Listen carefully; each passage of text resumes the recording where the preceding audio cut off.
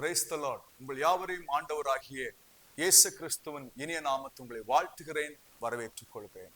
கர்த்தாவே சொல்லும் அடியேன் கேட்கிறேன் என்ற நிகழ்ச்சி மூலமாக கர்த்தருடைய வார்த்தையை பகிர்ந்து கொடுப்பதிலே மிக்க மகிழ்ச்சி அடைகிறேன்.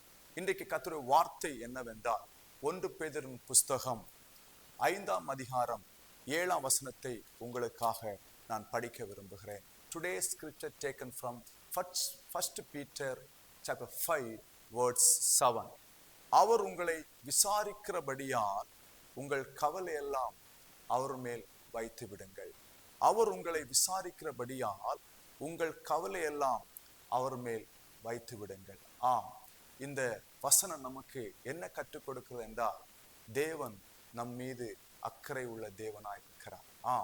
தேவனால் தெரிந்து கொள்ளப்பட்ட பிள்ளைகள், தேவனால் அழைக்கப்பட்ட பிள்ளைகளை மேல் தேவன் கரிசனை உள்ள தேவனாய் இருக்கிறார் என்று வேதம் நமக்கு அழகாக கற்றுக் கொடுக்கிறது. இந்த எத்தனையோ மக்கள் அநேக காரியங்களை குறித்து கவலையோடு கூட இருக்கிறார்கள்.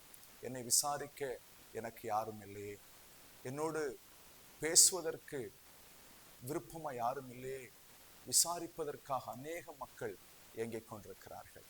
ஹல்லேலூயா. ஆனால் இன்றைக்கு நம்ம உண்மையாக விசாரிக்கிற ஒருவர் இருக்கிறார். அவர்தான் நம்முடைய ஆண்டவராகிய இயேசு கிறிஸ்து என்பதை ஒருபோதும் மறந்துவிடக்கூடாது.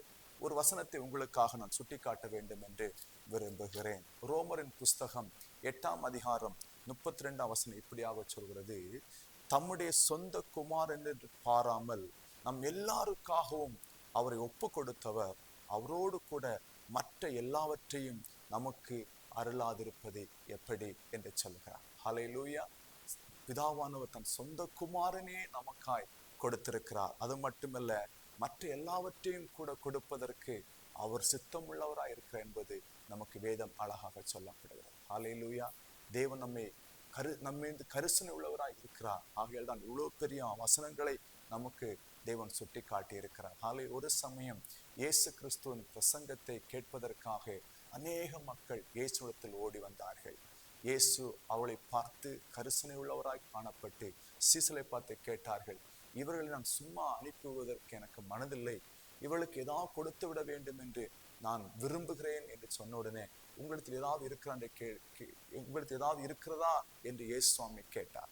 அப்பொழுது சீசர்கள் சொன்னார்கள், இங்கு ஒரு பையன் இருக்கிறான், அவனிடத்தில் 5 அப்பமும் 2 மீனும் இருக்கிறது என்று சொன்ன உடனே இயேசு சொன்னார், அதை என்னிடத்தில் கொண்டு வாருங்கள். 5 அப்பத்தையும் 2 மீனையும் எடுத்து இயேசு வானத்தை பார்த்து அண்ணாந்து அதை ஆசீர்வதித்தார். அங்கே 5000 பேருக்கு அதிகமான மக்கள் கூடியிருந்தார்கள். ஹல்லேலூயா. அந்த 5 அப்பமும் 2 மீனும் எல்லாருக்கும் ஒரு போதுமானதாய் காணப்பட்டது என்பதை பார்க்க முடிகிறது. எனக்கு அன்பான தேவனுடைய பிள்ளைகளே, ஆண்டவர் சமூகத்தை தேடி ஓடி வருகிற ஒவ்வொரு பிள்ளைகளையும் தேவன் விசாரிக்கிறவராய் இருக்கிறார். அவர் தேவைகளை சந்திக்கிறவராய் இருக்கிறார். அவர் விருப்பங்களை நிறைவேற்றுகிற தேவனாய் இருக்கிறார் என்பதை ஒருபோதும் நீங்கள் மறந்துவிடக்கூடாது. இன்றைக்கு நம்முடைய தேவன் ஜீவிக்கிறவராய் நம்மோடு கூட இருக்கிறார். பிரியமானவர்களே, ஹல்லேலூயா.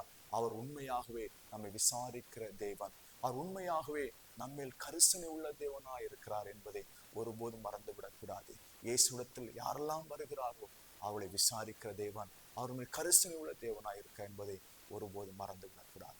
இன்றைக்கும் தேவன் அற்புதங்களையும் அதிசயங்களையும் நம்முடைய வாழ்விலே செய்வதற்கு போதுமான. நீங்க எதாவது கவலைப்படுகிறீர்களா? யார் என்னை விசாரிக்கவில்லையே, யாரும் என்னை கண்டு கொள்ளவே இல்லை என்று நினைக்கிறீங்களா?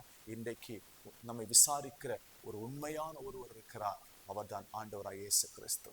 இன்றைக்கு அவர் உங்களை விசாரிப்பார், உங்கள் தேவைகளெல்லாம் பூர்த்தி செய்து உங்களை மகிழ்ச்சி அடைய செய்வார். நாம் கண்களை மூடி ஜெபிக்கலாமா?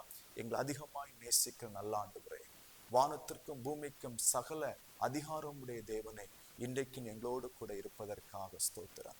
எங்கள் மீது கரிசனை உள்ள தேவனாய் இருக்கிறேன், எங்களை விசாரிக்கிற தேவனாய் இருக்கிறேன். ஆமாண்டே, இந்த உலகத்திலே எத்தனை மனிதர்கள் எங்களை விசாரித்தாலும் ஆண்டவரே, நீர் எங்கள் வாழ்க்கையிலே நான் கூட இல்லாவிட்டால் அது எங்களுக்கு வெறுமை. சுவாமி ஆவியானவரே, உம்முடைய நாமத்தினால் ஆண்டவரே எங்களை உம்முடைய சமூகத்தில் அர்ப்பணிக்கிறோம். ஆண்டவரே, நீர் எங்களை விசாரிக்கிறவராய் எங்களோடு கூட இருப்பதற்காக உமக்கு கோடி ஸ்தோத்திரங்களை செலுத்து. எத்தனை மக்கள் இன்றைய கவலையோடு வேதனையோடு நெருக்கத்தோடு கூட இருக்கிறார்கள். சுவாமி ஆண்டவர் உங்களுடைய பிள்ளைகளை நீ விசாரிக்க வேண்டுமாக ஜெபிக்கிறோம். நீர் கரிசனை கொண்டு ஆண்டவரே அவள் தேவைகளை எல்லாம் சந்தித்து ஆண்டவரே உங்களுடைய நாமத்தை மையப்படுத்த வேண்டுமாய் நாங்கள் கெஞ்சி மன்றாடுகிறோம். ஆண்டவரே நீ சகலத்தையும் செய்ய வல்லமையுள்ள தேவன், உம்மால் எல்லாம் கூடும் சாமி. இயேசுவின் நாமத்தில் பிதாவே, ஆமென். God bless you. கர்த்தர் உங்களை ஆசீர்வதிப்பார்.